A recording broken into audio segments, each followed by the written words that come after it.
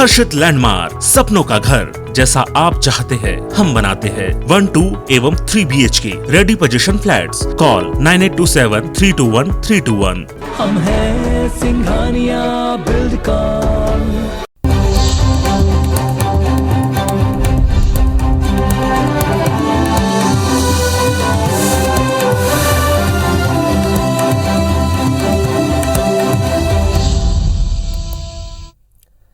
नमस्कार, आप देख रहे हैं IBC 24। मैं हूं आपके साथ विजय कुमार पंड्या। 7 बजे के इस बुलेटिन में मध्य प्रदेश की खबरों को हम बताएंगे और सबसे पहले बात करेंगे सीएम शिवराज सिंह चौहान की। आज कलेक्टर कमिश्नर कॉन्फ्रेंस में सख्त तेवर दिखाई दिए हैं। उन्होंने कहा है कि जिन अफसरों ने PM आवास योजना में पैसे लिए हैं उन्हें नहीं छोड़ूंगा। सीएम ने कहा है कि रैगांव में जनदर्शन यात्रा के दौरान उन्हें शिकायत मिली थी कि जिस पर उन्होंने जिम्मेदार अफसरों को सस्पेंड किया और जांच बिठा दी। सीएम ने कहा कि वो औचक निरीक्षण करेंगे, अफसर ध्यान रखें और जनता के कामकाज हाथ जोड़कर करें। सीएम ने अफसरों से कहा कि पात्र हितग्राही लाभ से वंचित नहीं होना चाहिए। स्वराज का मतलब बिना लिए दिए पात्र हितग्राहियों को लाभ मिल जाए। सीएम ने कहा कि अब जन भागीदारी से सरकार चलेगी। हालांकि मुख्यमंत्री ने वैक्सीनेशन अभियान को लेकर अफसरों की तारीफ भी की। सीएम ने हर महीने सीएम हेल्पलाइन की मॉनिटरिंग करने की भी बात कही। मुख्यमंत्री ने कलेक्टर से कहा कि 21 सितंबर से हर हाल में जन सुनवाई शुरू की जाए। अफसर आम लोगों से सीधे संवाद करें, उनकी समस्याओं का निराकरण करें। सीएम शिवराज ने खराब परफॉर्मेंस पर सागर, दमोह और नीमच SP को फटकार लगाई। साथ ही अच्छे काम पर अनूपपुर SP की उन्होंने तारीफ भी की है।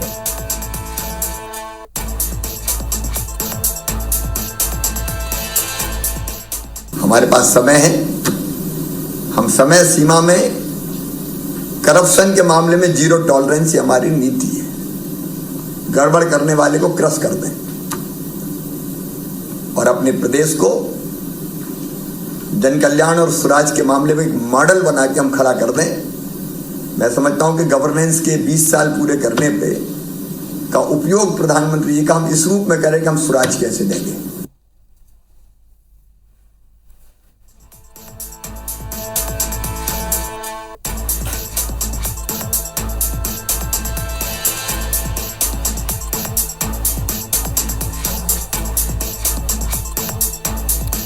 बड़ी खबर आपको बता रहे हैं। स्वराज के लिए यानी कि मध्य प्रदेश में भ्रष्टाचार को खत्म करने के लिए या अधिकारियों के अंदर एक डर पैदा हो, उसी के तहत लगातार बैठकें करते हैं। आज भी बैठक हुई कमिश्नर और कलेक्टर्स के साथ। उन्होंने साफ तौर पर कहा कि जनता के काम हाथ जोड़कर करें।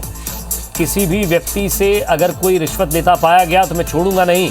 रैगांव में जनदर्शन यात्रा के दौरान उन्होंने कहा कि मुझे कुछ शिकायतें मिल रही हैं, ऐसी शिकायतें बाकी जिलों से ना आए तो सागर, नीमच और दमोह SP को यहां जरूर फटकार लगी। और ज्यादा बातचीत के लिए हमारे संवाददाता सुधीर दंडोतिया हमारे साथ जुड़ गए हैं। सुधीर, पूरा ये एक ताना बाना होता है जिससे सरकारी अधिकारियों के साथ साथ जनता तक जो योजनाएं चलाती है सरकार, उनको पहुंचाना होता है और साथ ही साथ सरकार का एक मुख्य उद्देश्य होता है कि पात्र हितग्राहियों को उसका लाभ मिल जाए। अगर इस बीच में अगर कोई संशय होता है या कोई गड़बड़ी होती है तो सिर्फ और सिर्फ सरकार की बदनामी होती है और उसी के तहत मुख्यमंत्री साफ तौर पर कह रहे हैं बीच में कोई गड़बड़ नहीं होनी चाहिए।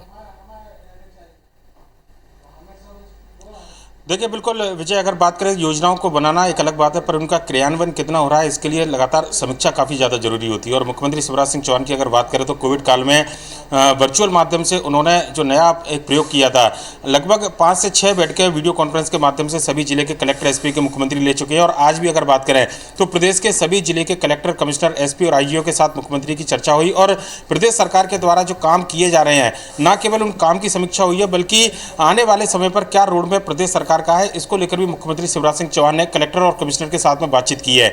सबसे ज्यादा फोकस कामकाज को लेकर, सरकार में व्यवस्था के सुधार को लेकर मुख्यमंत्री का रहा है। लिहाजा गड़बड़ी करने वाले जो अधिकारी हैं या फिर जो परफॉर्मेंस नहीं देने वाले अधिकारी हैं, उनके खिलाफ तल्ख तेवर सख्ती जो है मुख्यमंत्री शिवराज सिंह चौहान की नजर आई। आज जब मुख्यमंत्री ने वीडियो कॉन्फ्रेंस ली और अपराध को लेकर जब समीक्षा की गई तो सागर के SP की बात करें, दमोह SP, नीमच SP पर मुख्यमंत्री ने न केवल उनको फटकार लगाई बल्कि चेतावनी भरे लिहाजे में बाकी अधिकारियों को भी ये कहा कि जहां पर परफॉर्मेंस सही नहीं होगी ये मान के चला जाए कि गाज गिरना बिल्कुल तय माना जाएगा। जीरो टॉलरेंस की बात मुख्यमंत्री ने कही है। इसके अलावा आने वाले समय के जो रोड मैप है, खासकर 27 तारीख को महा वैक्सीनेशन अभियान मध्य प्रदेश के अंदर चलाया जाएगा, इस बात की जानकारी मुख्यमंत्री शिवराज सिंह चौहान ने दी है। बैठक की गंभीरता का पता इस बात से चलता है विजय की आज शाम को 6 बजे जो कैबिनेट की बैठक होने वाली थी, इस वीडियो कॉन्फ्रेंस के चलते उस बैठक को स्थगित कर दिया गया है। अब वो बैठक कल सुबह 10:30 बजे होगी। यानी कि कैबिनेट की बैठक से ज़्यादा जरूरी मुख्यमंत्री को ये लगता है कि प्रदेश के अंदर एक अगर सुशासन लाना है तो कलेक्टर, कमिश्नर, एसपी जो जवाबदेह अधिकारी हैं, जिनके ऊपर पूरे जिले की चलाने की जिम्मेदारी है, प्रदेश सरकार की योजनाओं के क्रियान्वयन की जिम्मेदारी है, सबसे पहले शक्ति उनके ऊपर होनी चाहिए। लिहाजा जिन अधिकारियों ने अच्छा काम किया उनकी पीठ भी थपथपाई गई और जिन अधिकारियों की परफॉर्मेंस ढीली पाई गई उनको कसने का काम भी आज इस पूरे वीडियो कॉन्फ्रेंस के माध्यम से मुख्यमंत्री ने किया है। इस वीडियो कॉन्फ्रेंस का असर आने वाले 1-2 दिन के अंदर भी साफ नजर आएगा, जहां पर जिन अधिकारियों की परफॉर्मेंस खराब हुई है, चाहे वो जिले के कलेक्टर हो, कमिश्नर हो, आईजी हो या फिर जिले के पुलिस के कप्तान हो, आने वाले दिनों में यह माना जा रहा है कि जहां परफॉर्मेंस ठीक नहीं है उनको बदला जा सकता है। सरकार पूरी मुस्तैदी के साथ फुल फॉर्म में काम करे, ये ताकीद मुख्यमंत्री शिवराज सिंह चौहान ने दी है। लिहाजा इस पूरे वीडियो कॉन्फ्रेंस से कहना होगा कि अधिकारियों को जो एक कहना चाहिए कि कसौटी पर खरा उतरने की जो एक बात थी, उसकी परीक्षा इस पूरी वीडियो कॉन्फ्रेंस में मुख्यमंत्री शिवराज सिंह चौहान ने ली और साथ ही साथ आने वाले रोड मैप को लेकर प्रदेश सरकार की क्या कुछ योजनाएं हैं, प्रदेश सरकार की क्या प्राथमिकता है, इन तमाम मुद्दों पर भी चर्चा हुई है। विजय, शुक्रिया इस तमाम बातचीत के लिए सुधीर। तो लगातार कोशिश यही रहती है सरकार की कि वो पारदर्शिता बनाए रखे, अधिकारियों को निर्देश दे ताकि योजनाओं का हितग्राहियों को लाभ तत्काल मिल सके। बीजेपी की सीनियर लीडर और पूर्व मुख्यमंत्री उमा भारती का एक वीडियो वायरल हो रहा है जिसमें वो ब्यूरोक्रेसी को लेकर कुछ कहती हुई नजर आ रही है कि ब्यूरोक्रेसी कुछ नहीं होती, चप्पल उठाने वाली होती है, ब्यूरोक्रेसी हमारी चप्पल उठाती है, ब्यूरोक्रेसी नेताओं को घुमाती है। ऐसा बिल्कुल भी नहीं है। उमा भारती ने कहा कि वो एमपी की सीएम और केंद्र में मंत्री रही हैं, ब्यूरोक्रेट वही फाइल लेकर आते हैं जो उन्हें बता दिया जाता है, इसमें करना क्या है। उमा भारती ने कहा कि हम ब्यूरोक्रेसी के बहाने से अपनी राजनीति साधते हैं। उमा का ये वीडियो 19 सितंबर का बताया जा रहा है जब ओबीसी महासभा के प्रतिनिधिमंडल ने उमा भारती से मुलाकात की थी। उमा के इस बयान पर कांग्रेस ने कहा कि सीएम शिवराज सिंह चौहान को स्पष्ट करना चाहिए कि क्या नौकरशाह वास्तव में नेताओं की चप्पल उठाते हैं। कांग्रेस नेता के मिश्रा ने कहा कि यदि अफसर चप्पल उठाते हैं तो ये शर्मनाक बात है। वहीं उमा भारती की वीडियो पर बीजेपी नेता सफाई देते हुए नजर आए। आपको गलतफहमी है, ब्यूरोक्रेसी कुछ नहीं होती, चप्पल उठाने वाली होती है, चप्पल उठाती है हमारी। हम लोग ही राजी हो जाते हैं उसके लिए जी, हम अलग से, क्योंकि हमें समझाया जाता है कि आपका बहुत बड़ा चक्कर पड़ जाएगा अगर आप ऐसा हो गया तो। आपको क्या लगता है कि ब्यूरोक्रेसी नेता को घुमाती है? नहीं, अकेले में बात हो जाती है पहले और फिर ब्यूरोक्रेसी फाइल बना के लाती है। 11 साल केंद्र में मंत्री रहेगा, मुख्यमंत्री रहेगा, फालतू की बात है, ब्यूरोक्रेसी घुमाती है, घुमा ही नहीं सकती। उनकी औकात क्या है? हम उन्हें तनख्वाह दे रहे हैं, हम उन्हें पोस्टिंग दे रहे हैं, हम प्रमोशन और डिमोशन दे रहे हैं, उनकी कोई औकात नहीं। असली बात है कि हम ब्यूरोक्रेसी के बहाने से अपनी राजनीति साधते हैं। अफसर चप्पल उठाते हैं तो ये शर्मनाक बात है, इसलिए कि डेमोक्रेसी में ब्यूरोक्रेसी सरकार का एक अंग होती है। और यदि पूर्व मुख्यमंत्री जी ये कह रही हैं तो मौजूदा मुख्यमंत्री जी को स्पष्ट करना चाहिए कि क्या वास्तव में नौकरशाह राजनेताओं की चप्पल उठाते हैं। अभी मैंने देखा नहीं है और देखने के बाद ही कुछ बता पाऊँ। देखिए, कोई ब्यूरोक्रेसी हावी नहीं है। ब्यूरोक्रेसी और सरकार के पूरा समन्वय से हम लोग काम कर रहे हैं। और एक बड़ी खबर भोपाल से, वायरल वीडियो को लेकर उमा भारती की सफाई सामने आ गई। ईमानदार ब्यूरोक्रेसी सत्ता में बैठे हुए नेता का साथ देती है। मुझे खेद है, मैंने असंयत भाषा का प्रयोग किया, मेरे भाव अच्छे थे। और अब इस पूरे मसले पर उमा भारती की भी सफाई आ गई। उन्होंने कहा मुझे खेद है, मैंने इस तरह के शब्दों का इस्तेमाल किया। ईमानदार ब्यूरोक्रेसी सत्ता में बैठे हुए नेता का साथ देती है और असंयमित भाषा का प्रयोग किया गया मेरे द्वारा, लेकिन मेरे भाव अच्छे थे। तो कांग्रेस ने इस पूरे मुद्दे को लेकर मुख्यमंत्री शिवराज सिंह चौहान को घेरने की कोशिश की थी और अब इस पूरे वायरल वीडियो पर, या ये कहें कि एक ऐसे बयान पर जिस पर सफाई देनी पड़ सकती थी और सफाई देनी पड़ गई।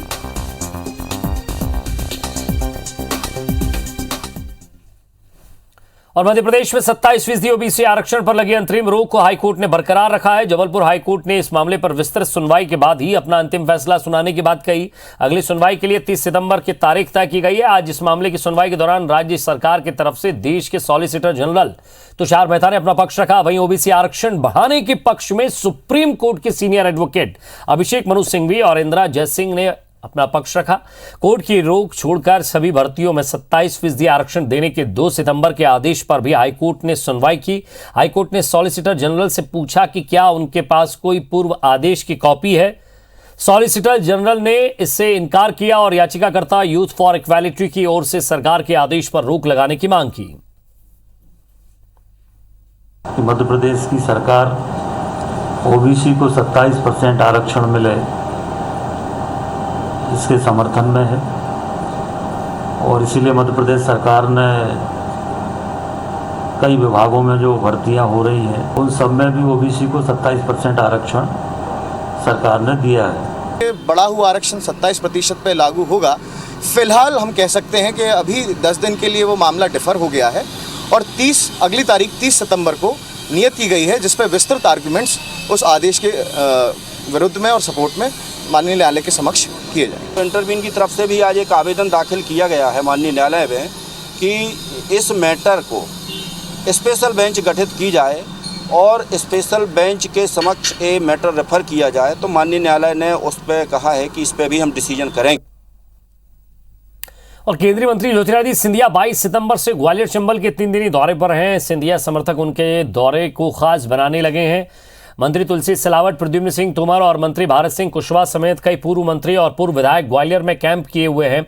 दरअसल मोदी मंत्रिमंडल के इस पूरे खेल में जगह मिलने के बाद सिंधिया पहली बार ग्वालियर आ रहे हैं। वो यहाँ एक रोड शो भी करेंगे। ग्वालियर में प्रवेश के साथ ही पुरानी छावनी निरावली पॉइंट से सिंधिया को इंदौर से आ रहे विशेष रथ में सवार करके शहर के विभिन्न मार्गों से होते हुए महाराज बड़ा गोरखी परिसर मंजूर साहब की दरगाह पर लाया जाएगा। यहाँ कुछ समय गुजारने के बाद वो वापस सराफा बाजार, राम मंदिर होते हुए जय विलास पैलेस जाएंगे। सिंधिया का रोड शो करीब 20 किलोमीटर का होगा और इस दौरान करीब 200 से ज्यादा जगहों पर उनका स्वागत सम्मान किया जाएगा। कांग्रेस सिंधिया के दौरे पर तंज कस रही है। भारतीय जनता पार्टी का संगठन शहर का अध्यक्ष हो, जिले का अध्यक्ष हो, मंडल का अध्यक्ष हो, हमारे मंडल का प्रभारी भारतीय जनता पार्टी प्रदेश का सदस्य हो, हमारा मध्य प्रदेश का शीर्ष भारतीय जनता पार्टी का नेतृत्व हो और भारतीय जनता पार्टी का एक पोलिंग बूथ का अध्यक्ष और साथ में उसके साथ ग्वालियर की जनता का उत्साह भी है। आशा और खुशी हो रही है कि भारतीय जनता पार्टी बड़ी सुसंस्कृत अपने आप को पार्टी कहती थी, नियम कायदे वाली पार्टी कहती थी, लेकिन हमारे एक ज्योतिरादित्य सिंधिया ने इन सबकी नाक नीचे कर दी है और भारतीय जनता पार्टी नाक नीची करके उनका स्वागत करने के लिए तैयार है।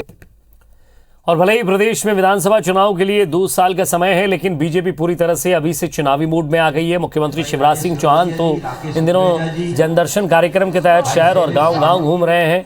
इसी तरह बीजेपी प्रदेश अध्यक्ष वी.डी. शर्मा भी प्रवास पर निकलने की तैयारी में हैं। वे संगठन के साथ ही आम लोगों से संवाद और संपर्क करेंगे। उनका ये दौरा बूथ स्तर तक तय किया जा रहा है, जिससे कि कार्यकर्ताओं से लेकर पदाधिकारियों तक वे पहुंच सकें। इस अभियान के जरिए संगठन के कार्यक्रम और सरकार की योजनाओं को निचले स्तर तक पहुंचाने का भी काम किया जाएगा। वे अपने जनदर्शन की शुरुआत 3 विधानसभा और 1 लोकसभा सीट से करने वाले हैं। नहीं, हमारा प्रवास तो लगातार चलते ही रहता, जब जरूरत है तब करते हैं और अभी भी कर रहे हैं। मुख्यमंत्री भी जनदर्शन कर रहे हैं भाई, मुख्यमंत्री जी भी कर रहे हैं, हम भी कर रहे हैं, संगठन भी करता है, हमारे सत्ता में भी करते हैं। प्रवास तो हमारा नियमित कार्यक्रम है, जो रूटीन हम जाते हैं, तो इसलिए कोई केवल जहाँ जरूरत होती है तो प्लानिंग करके भी जाते हैं। वैसे रूटीन प्रवास की परंपरा है, वो हम कर रहे हैं, रूटीन हम जाते हैं।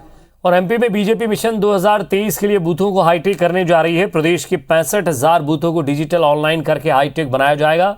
बीजेपी की ये तैयारी देखकर लगता है कि वो 2023 का चुनाव प्रचार सोशल मीडिया के दम पर करेगी। हर डिजिटल बूथ पर तैनात 11-11 कार्यकर्ताओं की टीम ऑनलाइन वर्क करेगी, जिसमें पार्टी के कार्यक्रमों से लेकर सरकार की योजनाओं और विपक्ष की पोल खोलने जैसे मुद्दों को जनता के बीच प्रभावी रूप से रखा जाएगा। पिछले दिनों जबलपुर दौरे पर आए केंद्रीय गृह मंत्री अमित शाह ने प्रदेश संगठन की इस हाईटेक योजना की तारीफ की थी। पार्टी के प्रदेश अध्यक्ष वी.डी. शर्मा ने कहा कि मध्य प्रदेश का आदर्श संगठन है, हम अपने कार्यालय को हाईटेक कर रहे हैं, साथ ही 65,000 बूथों को डिजिटल बूथ बनाना है। कांग्रेस ने बीजेपी की इस कवायद पर हमला बोला है। तत्कालीन राष्ट्रीय अध्यक्ष अमित शाह जी थे, उन्होंने इतनी मेहनत करके इस भारत के अंदर पूरी दुनिया का सबसे बड़ा दल बनाया। कार्यालयों का आधुनिकीकरण से लेकर के नई तकनीक के अनुसार संगठन कैसे खड़ा होगा, नए इस तकनीकी के युग में अच्छे से अच्छा कैसा बना, जिसमें बूथ डिजिटल बूथ बने, ये हमने इस बार संकल्प लिया है। और हम 65,000 से ऊपर हमारे बूथों को डिजिटल बनाने का काम हम लोग कर रहे हैं। देश को और पूरे प्रदेश को हाईटेक कर दिया है भारतीय जनता पार्टी की सरकारों ने, मगर धरातल पर क्या है? वैसे उसकी पार्टी का शगुफा है। जब हाईटेक कर देगी भारतीय जनता पार्टी अपनी पूरी पार्टी को, और 2023 में रिजल्ट उसका सबको मालूम है क्या ना, भारतीय जनता पार्टी को भी मालूम है, तो वो हाईटेक किस काम का? एक नजर बिग न्यूज पर। भारत अगले महीने से विदेशों में वैक्सीन एक्सपोर्ट करना शुरू कर देगा। प्रधानमंत्री नरेंद्र मोदी 22 सितंबर को अमेरिका दौरे पर जाने वाले हैं। उनकी विजिट से ठीक 2 दिन पहले केंद्रीय स्वास्थ्य मंत्री मनसुख मांडविया ने यह ऐलान किया है। हालांकि मांडविया ने कहा है कि देश की जरूरत पूरी होने के बाद सरप्लस वैक्सीन ही एक्सपोर्ट की जाएगी।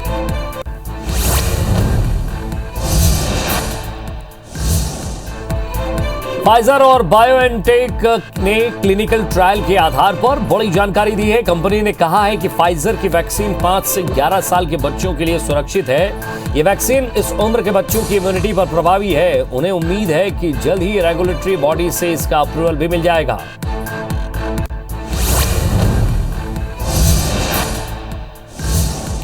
अभिनेत्री शिल्पा शेट्टी के पति राज कुंद्रा को पोर्नोग्राफी केस में जमानत मिल गई है। मुंबई की अदालत ने उन्हें 50,000 रुपए के मुचलके पर जमानत दे दी है। राज को मुंबई पुलिस ने 19 जुलाई को गिरफ्तार किया था। इसके बाद से ही वे जेल में थे।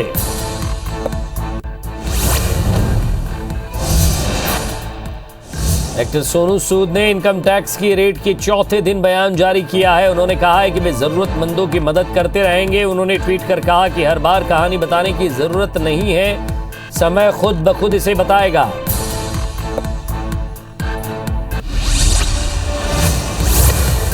इधर जबलपुर में संक्रामक बीमारियों से बेकाबू होते हालातों के बीच विशाल पदयात्रा निकाली गई। सरकार से लेकर प्रशासन के अधिकारियों को कटघरे में खड़ा कर दिया गया। कांग्रेस विधायक लखन घनघोरिया के नेतृत्व में सैकड़ों की तादाद में लोगों ने पदयात्रा में हिस्सा लिया और प्रशासन पर जुबानी हमला बोला। गुस्साए कांग्रेस कार्यकर्ताओं ने कलेक्ट्रेट कार्यालय का घेराव करने की भी कोशिश की, लेकिन नियमों का हवाला देकर पुलिस और प्रशासन ने पदयात्रा को अम्बेडकर चौराहे पर ही रोक दिया।